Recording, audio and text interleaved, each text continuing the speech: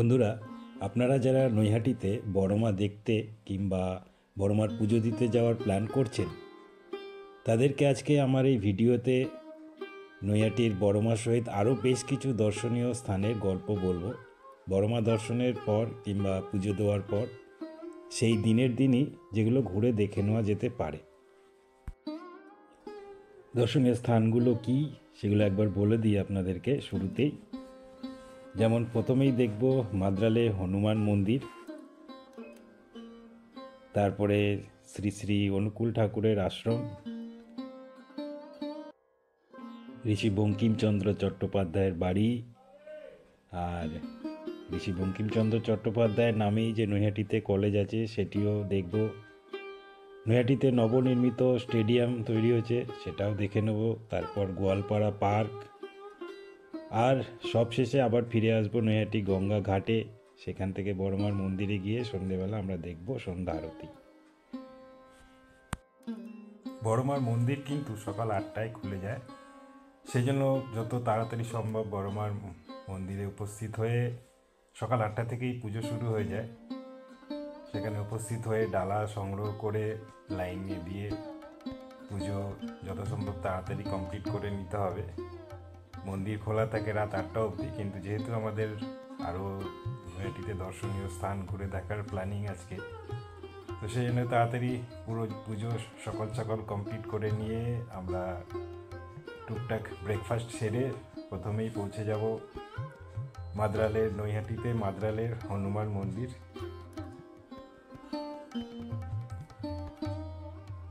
আর এখানে টোটোতে আসতে মোটামুটি আধা ঘন্টা মতো লেগে যাবে।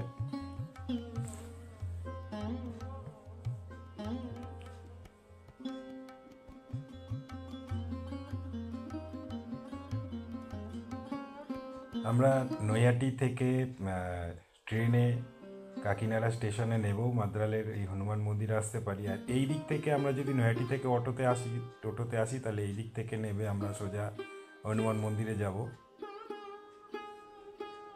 আর যদি কাকিনাড়া স্টেশনে টোটো করে আসি তাহলে এই দিক থেকে এসে আমরা এইভাবে ঢুকবো, গেট একটাই।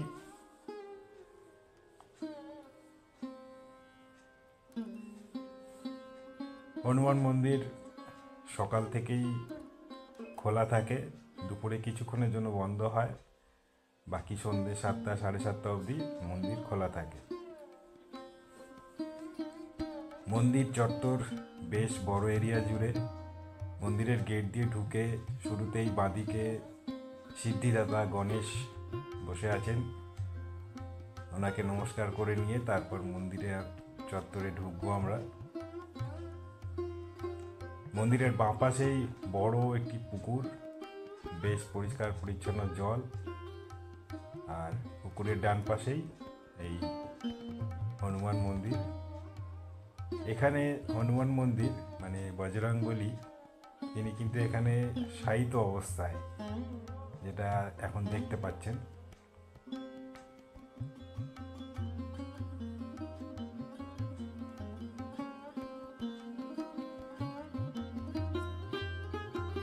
নৈহাটির একটু আউটসাইডে মন্দিরটা।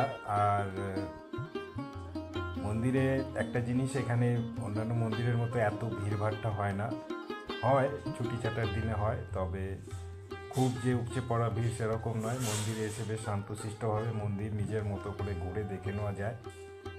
পরিবেশ খুব ভালো, শান্ত। নিচে বজরংবলীকে কাছ থেকে দেখতে গেলে এই সিঁড়ি দিয়ে নিচে নেমে যেতে হবে, একদম কাছের থেকে ছুঁয়ে স্পর্শ করে দেখা যায়, কোনো বাধকতা নেই। তবে মহিলাদের জন্য নিয়ম রয়েছে, মহিলারা এনা মানে সাহিত্য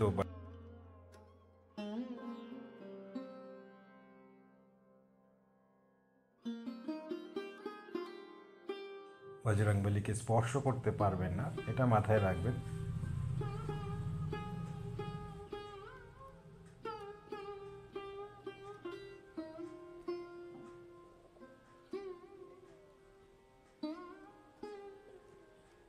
এখানে বলে রাখি, নৈহাটি থেকে বড়মার পুজো কমপ্লিট হয়ে যাওয়ার পরে আপনারা এই যে 5-6টি পয়েন্ট আমি বললাম, এগুলো টোটোওয়ালার সাথে কন্ট্যাক্ট করে নিয়ে দরাদরি করে দরদামটা করে নেবেন যে এইগুলো ঘুরতে কত টাকা নেবে কি না। মোটামুটি 200-250 টাকার মধ্যে হয়ে যাবে। আর যদি কেউ মনে করেন যে না শুধু বজরংবলীর মন্দির দেখব, কাকিনাড়া স্টেশন হয়ে টোটো করে যাব, সেটাও আলাদা আসা যায়। কাকিনাড়া স্টেশনে নেবে টোটো সোজা আসছে বজরংবলী মন্দিরে। মন্দিরে খুব বেশি ভিড় লোকের দেখা যায় না, মন্দির বেশ ধীরে সুস্থে ঘুরে নিয়ে দেখা যায়। আর মন্দিরে যদি পুজো দেওয়ার ইচ্ছা হয় সে তারও বন্দোবস্ত আছে। এখানে ডালার যে দোকানগুলো আছে এখান থেকে ডালা নিয়ে মন্দিরে গিয়ে পুজো দেওয়া যায়। আর এই বজরংবলীর মন্দিরে কিন্তু শুধু যে বজরংবলীকে এসেই দেখতে পাবেন তা নয়, এই মন্দিরে কিন্তু বজরংবলী মন্দিরের ঠিক পিছনেই রাধা গোবিন্দ, রাম সীতা লক্ষ্মণ, মা অন্নপূর্ণা মা এবং বাবা মহাদেব সবেরই মন্দির আছে। সবাইকেই আলাদা আলাদাভাবে দেখে নেওয়া যায়, কেন মন্দির চত্বর বেশ বড়। আগেই বলেছিলাম মন্দিরে আসলে একটু সময় নিয়ে আসতে হবে, একটু ঘুরে দেখতে সময় লেগে যাবে। বজরংবলী মন্দিরের ঠিক পিছনেই বেশ সাজানো গোছানো একটু বাগানে বাচ্চাদের বিনোদনেরও বেশ ব্যবস্থা রয়েছে, বাচ্চাদেরও সময় কেটে যাবে। আর বড়দের তো মন্দির দেখতে, ঠাকুর দর্শন করতে বেশ ভালোই লাগবে।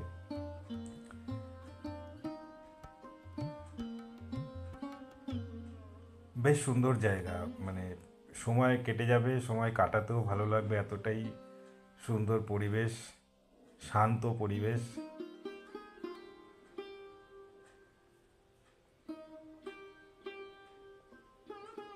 পাশেই বড় পুকুর, মানে একটা বেশ প্রাকৃতিক শান্ত পরিবেশের মধ্যে মন্দির। খুব সুন্দর সময় কেটে যাবে, খুব সুন্দর লাগবে। আর এই বজরংবলী মন্দিরের পিছনেই এই সিঁড়ি দিয়ে একটু উঠে গেলেই যে মন্দিরের কথা বলছিলাম, যে মন্দিরে আপনি গিয়ে দেখতে পাবেন রাধা গোবিন্দ।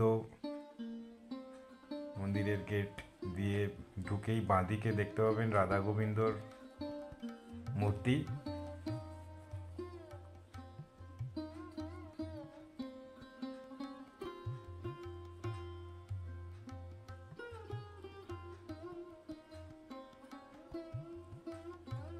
খুব সুন্দর। আর মন্দিরের দেওয়ালে চিত্র অঙ্কন করা রয়েছে বিভিন্ন পৌরাণিক কাহিনীর। রাধা গোবিন্দ মন্দিরের মূর্তির ঠিক উল্টো দিকেই রয়েছে রাম, সীতা, লক্ষ্মণ এনাদের মূর্তিগুলো দেখতে কিন্তু বেশ সুন্দর। এখানেও মন্দিরের দেওয়ালের চারপাশে পৌরাণিক কাহিনী, ছবি, চিত্র এই সমস্ত রয়েছে।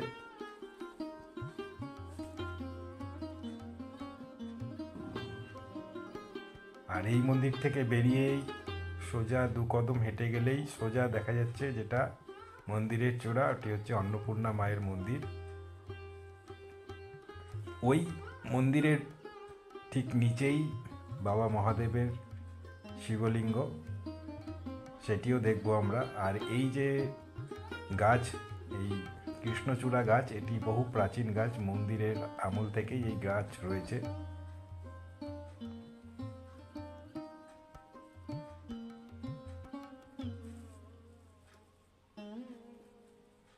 মন্দিরটি বহু প্রাচীন হওয়ায় মন্দিরের কাজ চলছে, মন্দির রক্ষণাবেক্ষণের কাজ চলছে।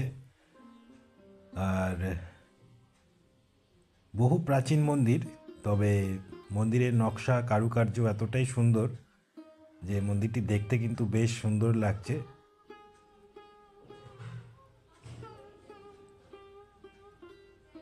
আমরা এখন মন্দিরের মানে নিচের তলায়, উপরের তলায় আছেন মা অন্নপূর্ণা, মন্দিরের নিচের তলায়। আর এই নিচের তলায় যে দালানের মাঝখানে এই নিচের দিকে রয়েছেন স্বয়ং মহাদেব।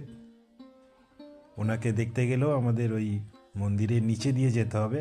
তো আমরা আগে দেখে নেব উপরে মা অন্নপূর্ণার ঠাকুরের মূর্তি, তার জন্য আমাদের এই সিঁড়ি দিয়ে উঠতে হবে। এদিকে এটা হচ্ছে সামনের দিকে সিঁড়ি।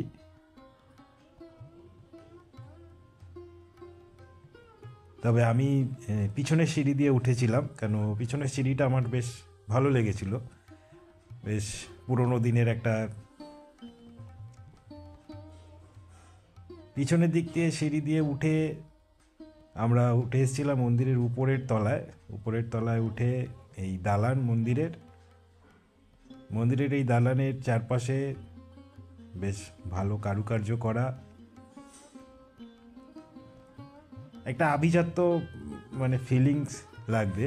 বহু পুরনো মন্দির, মানে জমিদার আমলে যেরকম যে একটা আভিজাত্য মন্দিরের যে একটা ব্যাপার স্যাপার থাকতো, সেই রকমই একটা পরিবেশ আর কি।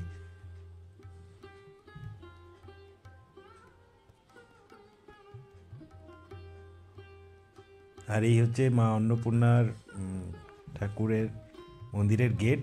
মন্দির যদিও তখন বন্ধ ছিল, তবে দুপুরের কিছুক্ষণ সময় মন্দির বন্ধ থাকে, বাকি সর্বক্ষণই খোলা থাকে। মা অন্নপূর্ণা মন্দিরের দেওয়ালের চারপাশেও বিভিন্ন চিত্র দেখানো হয়েছে পৌরাণিক কাহিনীর।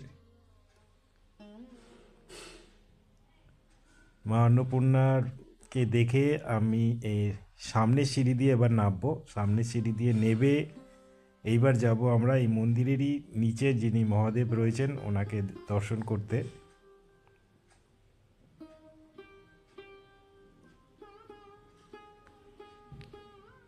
নৈহাটিতে এসে বড়মা দর্শন করে তারপরে এই হনুমান মন্দির সংলগ্ন আরও যে মন্দিরগুলো, সেগুলো দেখতে কিন্তু খারাপ লাগবে না। আর এই নিচে যে মহাদেবের মন্দির বলেছিলাম, সেই মন্দিরে ঢোকার এই গেট একদম নিচে। খুবই শান্তশিষ্ট পরিবেশ, লোকজনের ভিড়ভাড়টা নেই একেবারেই। মানে আপনি শান্ত মাথায় মহাদেবকে এসে এখানে দর্শন করতে পারবেন।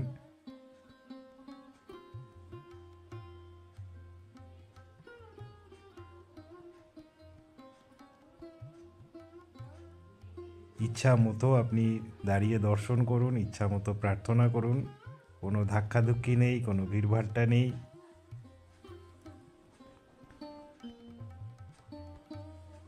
সামনের মন্দিরে বজরংবলীকে যেমন দেখেছিলাম নিচের তলায়, এখানেও মহাদেব নিচের তলায়, মহাদেবের উপর তলায় মা অন্নপূর্ণা।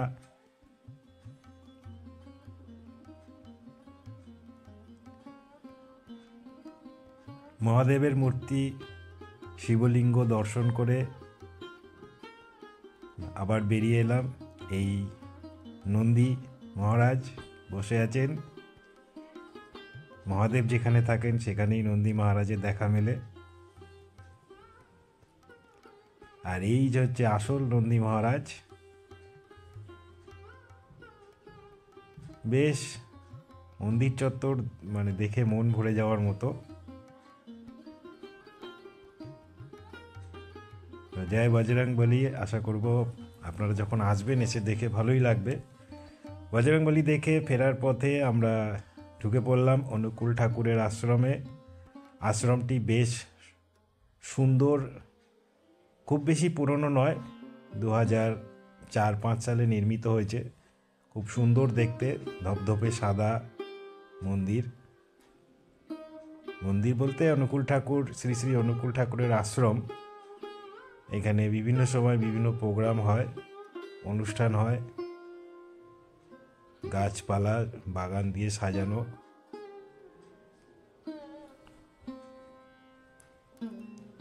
আমরা যখন গেছিলাম মন্দির তখন বন্ধ হয়ে গেছিল, কেন দুপুরবেলা আমরা গেছিলাম তখন মন্দির বন্ধ ছিল। তো যাই হোক, মন্দির আবার খুলে দেওয়া হয়েছিল, আমরা ততক্ষণ অপেক্ষা করেছিলাম। ওখানকার যে পুরোহিত, ওনার মুখ থেকেই শুনেছিলাম এই মন্দিরের সম্পর্কে। আর আপনারা জানেন যারা অনুকূল ঠাকুরের ভক্ত, অনুকূল ঠাকুরের শিষ্য, এখানেও কিন্তু অনুকূল ঠাকুরের দীক্ষা দেওয়া হয়। আর এই সেই জায়গা যেখানে দীক্ষা দেওয়া হয়। এখানে অনুকূল ঠাকুরের যারা মানে শীর্ষস্থানীয় শিষ্যরা এসে এই ঘরে থাকতে পারেন, সেই ব্যবস্থাও রয়েছে। বিভিন্ন অনুষ্ঠান এখানে লেগেই থাকে, ভোগ বিতরণ, বস্ত্র বিতরণ, এই সমস্ত অনুষ্ঠানও এখানে হয় শুনেছি। আর সভা বসে এখানে।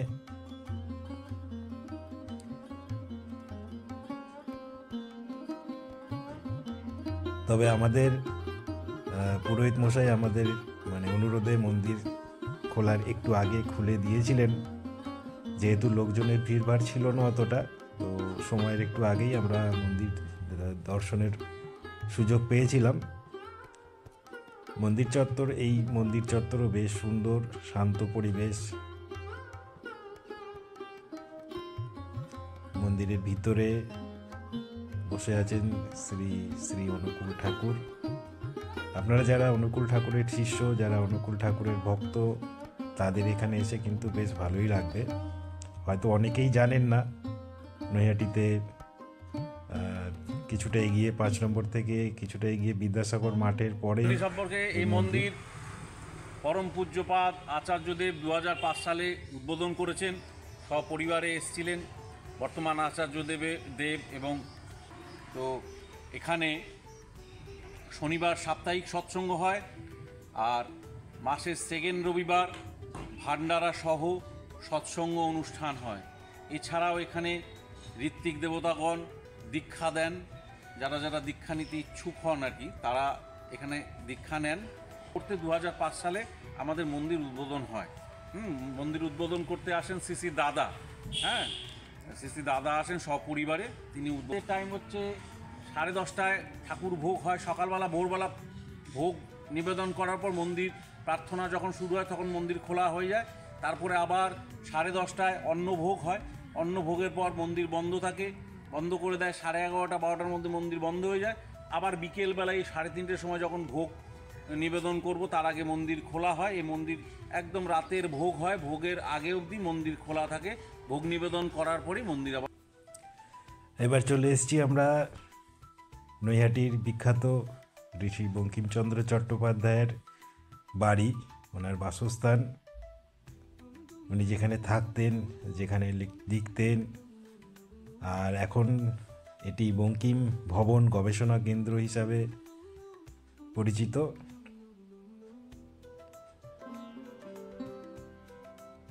ওনার বাড়ির ঠিক সামনেই ছোট একটি মিউজিয়াম রয়েছে, যেখানে ওনার পুরনো ব্যবহার করা বিভিন্ন রকম জিনিসপত্র, ওনার সাথে যে সমস্ত ওনার সংস্পর্শে যে সমস্ত মহামানব মহাপুরুষরা এসেছিলেন তাদের সম্পর্কে বিভিন্ন রকম পত্র পত্রিকা, আপনি বঙ্কিমচন্দ্র রিলেটেড সমস্ত কিছু পাবেন। আর এইখানে এন্ট্রি ফি যেটা লাগে 10 টাকা লাগে এই গবেষণা কেন্দ্রে ঢুকতে। আপনি এই 10 টাকা দিয়ে কাটলে বাঁদিকের এই গবেষণা কেন্দ্রেও ঢুকতে পারবেন, প্লাস ওই একই টিকিট নিয়ে আপনি ডান দিকে যে বঙ্কিমচন্দ্রের মেন বাড়ি যেটি ছিল সেখানেও ঢুকতে পারবেন। সেখানে ঢুকে এই যে বড় গেটটি দেখছেন, এই বড় গেটটি দিয়ে ঢুকে বাঁদিক দিয়ে গিয়ে ওনার আরও একটা সংগ্রহশালা আছে পিছনে, সেখানে গিয়েও বিভিন্ন সংগ্রহ দেখা যায়। এই বাড়িটিও বেশ শান্তশিষ্ট পরিবেশে, কোনো কোলাহল নেই।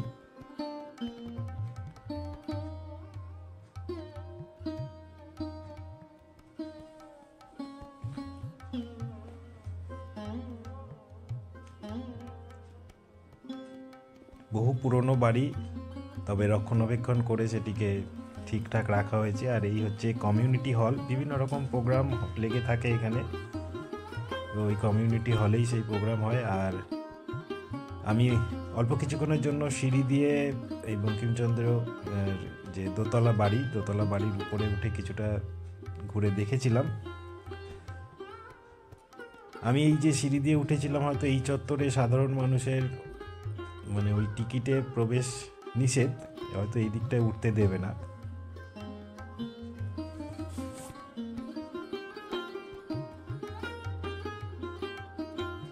বহু পুরনো বাড়ি। আর যেটা বলছিলাম, ওই কমিউনিটি হলের ভিতর দিয়ে এসে, এটা বাড়ির ঠিক পিছন দিকটা, এই দিকটাতেও একটা সংগ্রহশালা রয়েছে। এখানে আপনি একতলা, দোতলা, দুতলাতেই প্রবেশ করতে পারেন। প্রবেশ করে বিভিন্ন রকমের বহু পুরনো নথিপত্র, ওনার লেখা বিভিন্ন বই, ওনার সংস্পর্শে যে সমস্ত মানুষরা এসেছিলেন তাদের বিভিন্ন রকম কাহিনী, সব A to Z সব এখানে আপনি পাবেন দেখতে। এখানেও আপনি যদি সাহিত্যপ্রেমী হন, আপনার এখানেও বেশ কিছুটা সময় লেগে যাবে। ওনার বাড়ি একদম রেল লাইনের ধারে।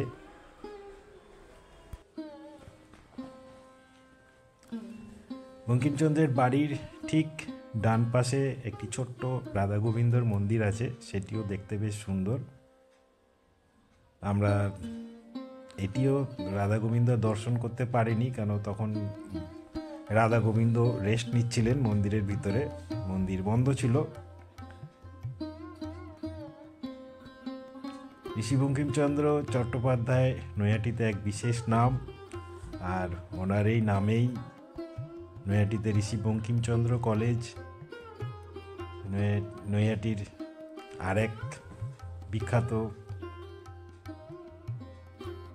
নাম নৈহাটি ঋষি বঙ্কিমচন্দ্র কলেজ।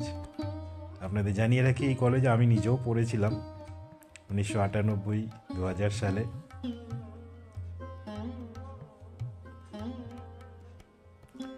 নৈহাটি বঙ্কিমচন্দ্র কলেজ দেখে এই নৈহাটির আর এক বিখ্যাত মাঠ, নৈহাটি রেল মাঠ যেটাকে বলে, নৈহাটি রেল ময়দান, যেখানে 2024-এর বইমেলার প্রস্তুতি চলছিল।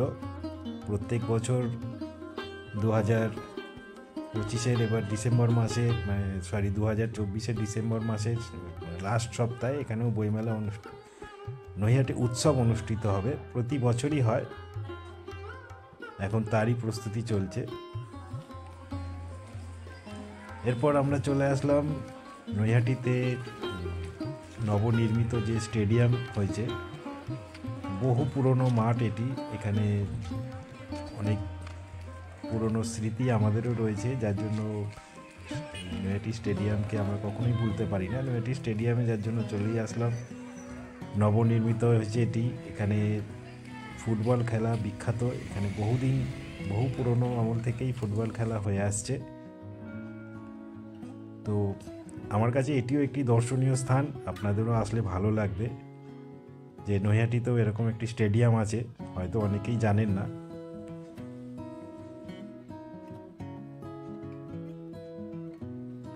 তবে এখন ফাঁকা বলেই এখন ঢুকতে দিচ্ছে, যখন খেলা হয় তখন নিশ্চয়ই ঢুকতে দেবে না বিনা টিকিটে। আপনি আসতে পারেন, ফটোগ্রাফি করতে পারেন, কোনো বিধিনিষেধ নেই। যখন ফাঁকা থাকে, খেলা থাকে না, ভালো লাগবে। ফাঁকা স্টেডিয়াম অনেকেই দেখে, অনেকের স্বপ্ন থাকে স্টেডিয়াম দেখব, সেই জন্যই এটি দেখানো। আর নৈহাটির এটা একটা গর্ব বলা যায়।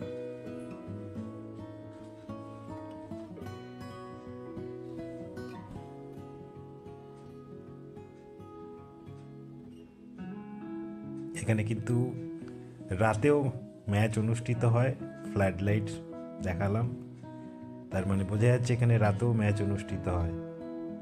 আপনারা কখনো সুযোগ পেলে নৈহাটি স্টেডিয়ামে যখন খেলা হবে এসে দেখে যেতে পারবেন।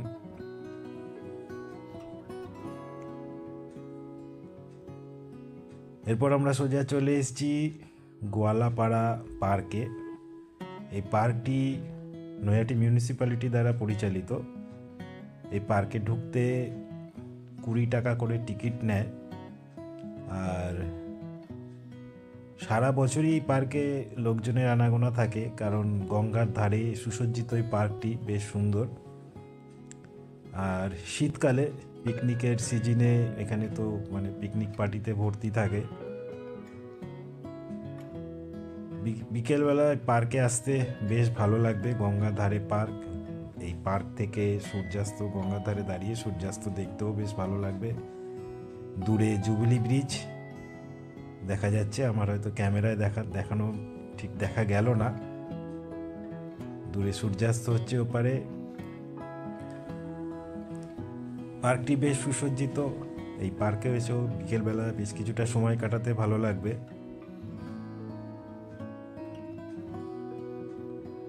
আমি যখন গেছিলাম তখন পিকনিকের সিজন চলছিল, এখানে বেশ কয়েকটি পার্টি পিকনিক করছিল। আর এখানে বেশ কিছু সাজানো জিনিস রয়েছে যেগুলো দেখতেও ভালো লাগবে।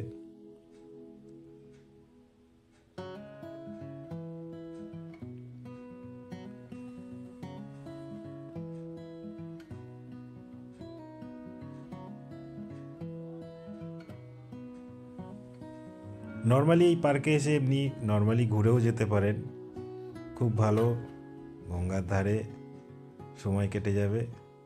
পরিবার ফ্যামিলির সাথে, বন্ধু বান্ধবের সাথে আসতে পারেন। ওই 20 টাকা করে টিকিট নেবে, আর এটি পুরোটাই পরিচালনা করে নৈহাটি পৌরসভা।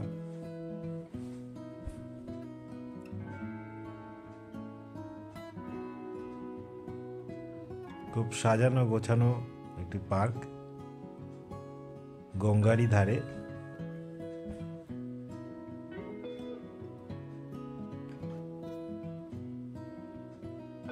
পার্ক থেকে বেরিয়ে সোজা গঙ্গার ধারে, গঙ্গার ঘাটেও যাওয়া যায়। গঙ্গার ঘাটে বসেও কিছুটা সময় কাটানো যায়।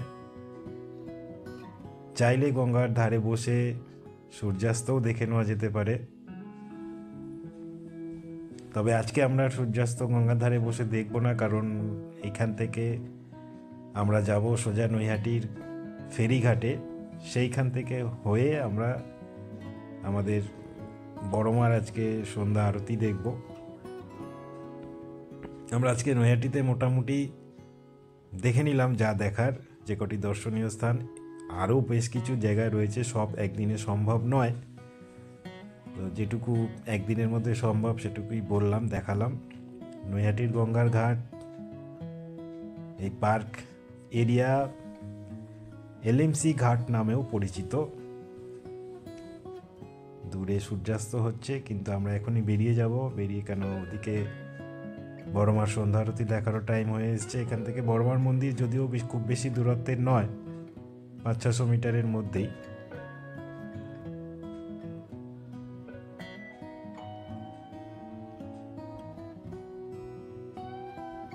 পরিবেশ কিন্তু ভারী সুন্দর।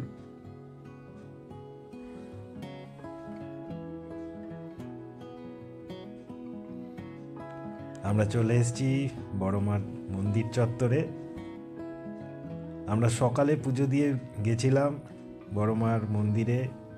এখন সকাল গড়িয়ে দুপুর গড়িয়ে বিকেল হয়ে গেছে, সন্ধে হতে যায় প্রায়। এখনও বড়মার মন্দিরে লাইন, বিশাল লাইন।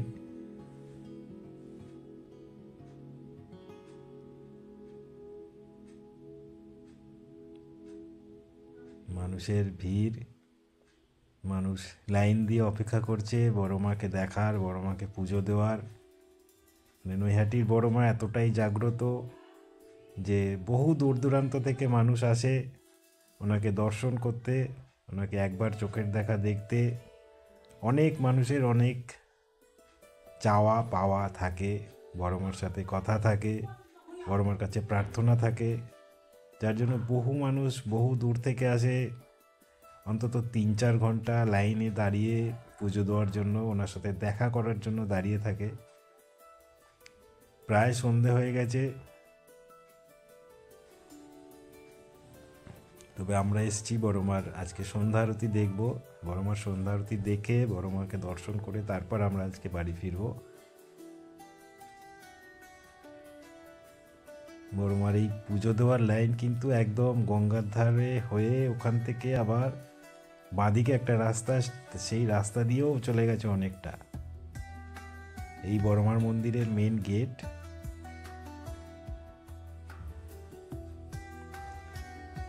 বড়মার মন্দিরে এখানে কিন্তু বিয়ে দেওয়ার বন্দোবস্তও আছে, আর অন্নপ্রাশন কিংবা মুখে ভাত এর বন্দোবস্তও আছে। তার জন্য আপনাকে অন্তত 72 ঘন্টা আগে যোগাযোগ করতে হবে মন্দির কর্তৃপক্ষের কাছে।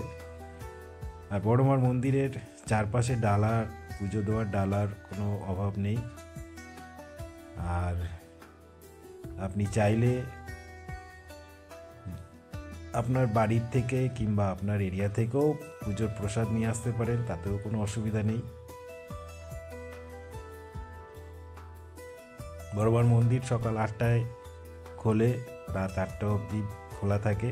দুপুরে কয়েক ঘন্টার জন্য বন্ধ থাকে, 1টা থেকে 1:30, আবার 2:30 থেকে 3:30, এই টাইমটুকু বন্ধ থাকে। বাকি পুরো টাইমটাই দর্শনার্থীদের জন্য খোলা। ছুটির দিনগুলোতে ভিড় বেশ হয়। ওনার বড়মার যে তিথিতে যে পুজো পাঠ যেগুলো হয় সেগুলোতেও বেশ ভিড় হয়। অন্যান্য দিনগুলোতে আসলে একটু ভিড় এড়ানো যাবে, তবে ভিড় রোজই হয়। আপনাকে আসলে অন্তত কিছু না হোক ঘন্টাখানেক লাইন দিতেই হবে। বড়মার প্রসাদ সবসময় পাওয়া যায় এখানে।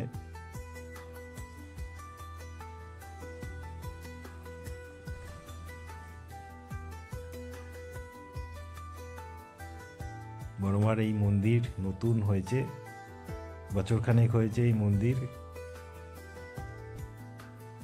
বড়মার মূর্তিও বছরখানেকের, কষ্টি পাথরের যে মূর্তি।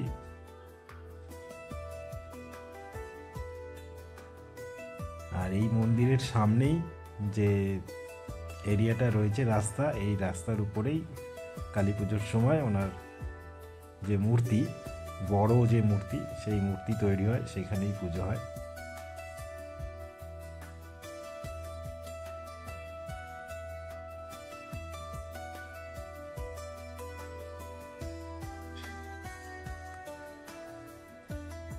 পুজোর ডালা, প্রত্যেকটা দোকান, শাড়ি কাপড়, প্রত্যেকটা দোকানের সামনেই আপনি পুজোর ডালা পেয়ে যাবেন, কোনো রকম কোনো অসুবিধা নেই। বড়মার মন্দির চত্বরে পুলিশ রয়েছে, আপনি কোনো রকম কোনো অসুবিধা পড়লে জানাতে পারেন। আর বলতে বলতে আমরা আরতি শুরু হয়ে গেছে, ঢুকে পড়েছি আরতি দেখতে।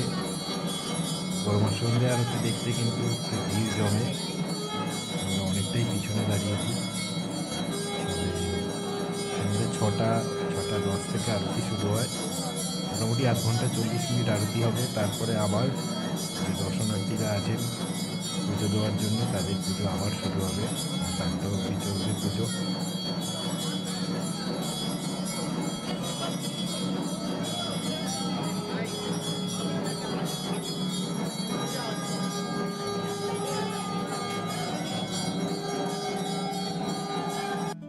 বড়মা সবার মঙ্গল করুক। বড়মা দর্শন করে আমরা এবার একটু গঙ্গা ঘাটে এসেছি, নৈহাটি ফেরিঘাট। নৈহাটি ফেরিঘাটে চাইলে আপনি ছোট্ট একটু লঞ্চ ভ্রমণ করে ওপারে চুঁচুড়া থেকেও ঘুরে আসতে পারেন। আর একটা ইনফরমেশন, যারা চুঁচুড়া থেকে আসবেন তারা কিন্তু ওপার থেকে লঞ্চ পার হয়ে এপারে মানে পেরোলেই 2 কদম হাঁটলেই 50 মিটার হাঁটলেই বড়মার মন্দির। যারা নৈহাটি স্টেশন হয়ে এসছেন তারা গঙ্গার ঘাটে আসলে গঙ্গার কিনারায় ভালোই লাগবে। সবাই আসে বড়মাকে দর্শন করে, তবে অনেকেই জানে না, শুধু গঙ্গার ঘাটে ঘুরে চলে যায়। অনেকেই জানে না আজকে যেগুলো দেখালাম নৈহাটিতে যে এত দর্শনীয় স্থান আছে, সেই জন্যই দেখানো যে অনেকে বড়মার এখানে আসছে, কিন্তু নৈহাটিতে আরও যে বেশ কিছু দর্শনীয় স্থান আছে সেগুলোও ঘুরে যেতে পারবে।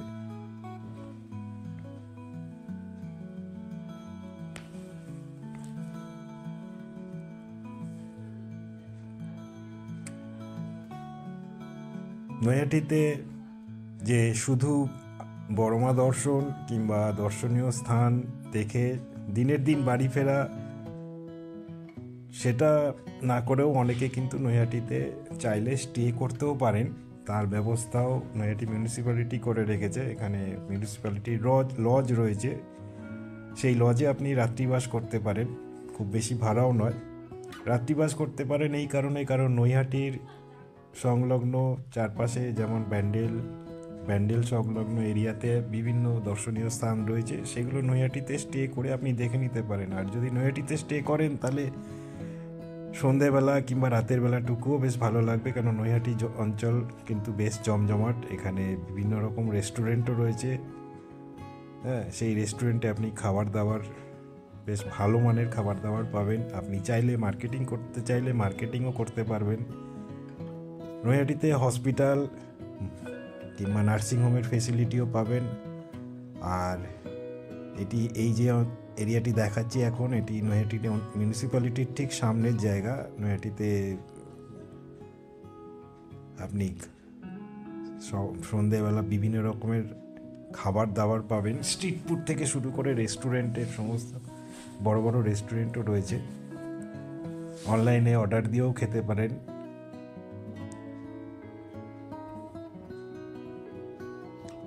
নৈহাটিতে রয়েছে বড় বড় কমপ্লেক্স, বড় বড়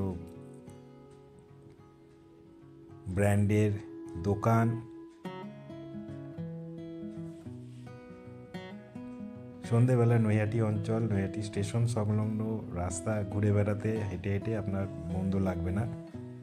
যদি আপনি নৈহাটিতে স্টে করেন, আশা করি ভালোই লাগবে। একদিন স্টে করে পরের দিন হুগলি, ব্যান্ডেল এই সমস্ত এরিয়া ঘুরে বেড়াতে পারেন। কোন কোন জায়গায় যেতে পারেন সেগুলো আমি ভিডিওর শেষে বলে দিচ্ছি। এটি নৈহাটি স্টেশন। নৈহাটি স্টেশনের ঠিক সামনেই যে রাস্তা, সেই রাস্তা দিয়ে বাস, টোটো, অটো সব পেয়ে যাবেন। আপনি হালিশহরের দিকে যেতে পারেন, ভাটপাড়ার দিকে যেতে পারেন, কাঁচরাপাড়ার দিকে যেতে পারেন।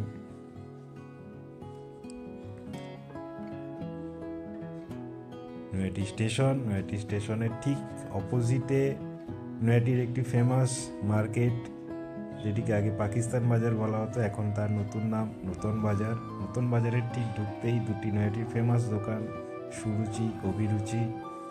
আপনি চাইলে এখানেও খেতে পারেন। বহু পুরনো দোকান, খাবারের মান খুব ভালো। মোগলাই এখানকার খুব ফেমাস, বিভিন্ন রকমের চপ, মোগলাই, চাউমিন, এগরোল, যা চাইবেন তাই খেতে পারবেন। এর আরেকটু ভিতরে ঢুকলে নতুন বাজারের নৈহাটির ফেমাস রেস্টুরেন্ট রাজ কেবিন, সেটিও রয়েছে আমার ভিডিওতে। সেখানে গিয়েও আপনি খাওয়া দাওয়া করতে পারেন। রাজ কেবিনের বিরিয়ানি নৈহাটি বিখ্যাত, রাজ কেবিনের ধোসা নৈহাটি বিখ্যাত। রাজ কেবিন আসলে নৈহাটির খুব পুরনো একটু রেস্টুরেন্ট, যেখানে আপনি খুব ভালো মানের খাবার দাবার পাবেন। নৈহাটির মিষ্টি খেয়ে দেখতে পারেন, নৈহাটির মিষ্টিও খুব বিখ্যাত। নৈহাটির ফুচকা, নৈহাটির ফুচকাও কিন্তু খেয়ে দেখতে পারেন, সেটিও খুব বিখ্যাত। সব পাকিস্তান বাজারে, মানে যেটা নতুন বাজার, নৈহাটি স্টেশনের ঠিক উল্টো দিকেই।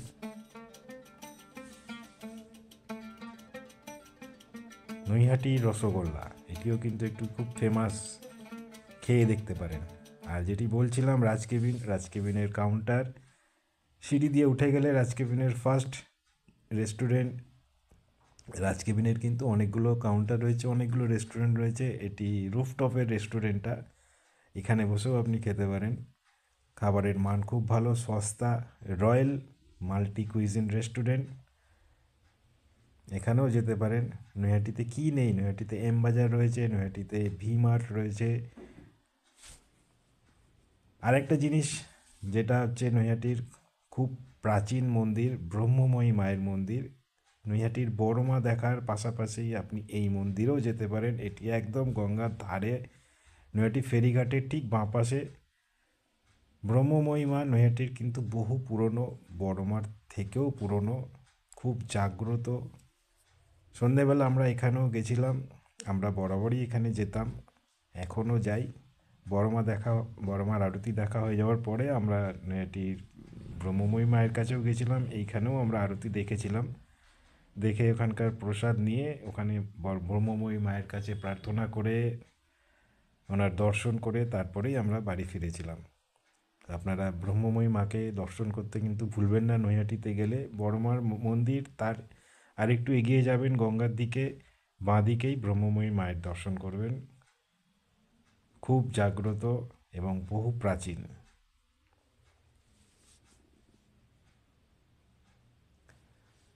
আমি ভিডিওর একেবারে শেষের দিকে চলে এসেছি। নৈহাটির অনেক কিছুই দেখালাম, আবার অনেক কিছু দেখাতে পারলাম না, কারণ একই ভিডিওতে সব কিছু দেখানো সম্ভব নয়। নৈহাটিতে এত দর্শনীয় জিনিস রয়েছে যেগুলো সব দেখানো একেবারেই এক ভিডিওতে সম্ভব নয়। আর নৈহাটিতে যদি স্টে করেন, স্টে করে হুগলি জেলার যে সমস্ত জায়গাগুলো দেখতে পারবেন, সেগুলো আপনাকে মানে সংক্ষেপে একটু বলে রাখবো। ভিডিওর একেবারে শেষ প্রান্তে চলে এসেছি।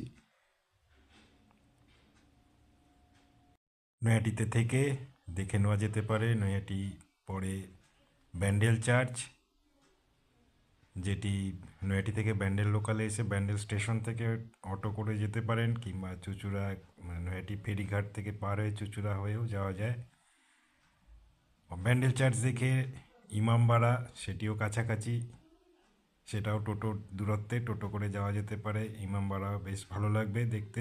ইমামবাড়া দেখার পরে আবার টোটো কিংবা অটোয় করে বাঁশবেড়িয়া অঞ্চলে, এটিও হুগলি জেলায়, হংসেশ্বরী মন্দির, বেশ সুন্দর মন্দির, খুব বিখ্যাত মন্দির এটি, এটাও দেখা নেওয়া যেতে পারে, বেশ ভালো লাগবে। আর হংসেশ্বরী মন্দির দেখা হয়ে গেলে টোটো ভাড়া করে আবার কিছুটা দূর এগিয়ে গেলে লাহিড়ী বাবার আশ্রম, খুব ফেমাস এটি মন্দির, খুব সুন্দর মন্দির, এটিও দেখতে বেশ ভালো লাগবে।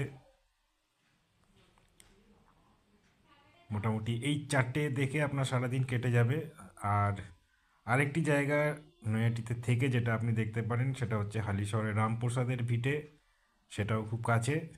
সেটি দেখে আমার ভিডিও সমাপ্ত।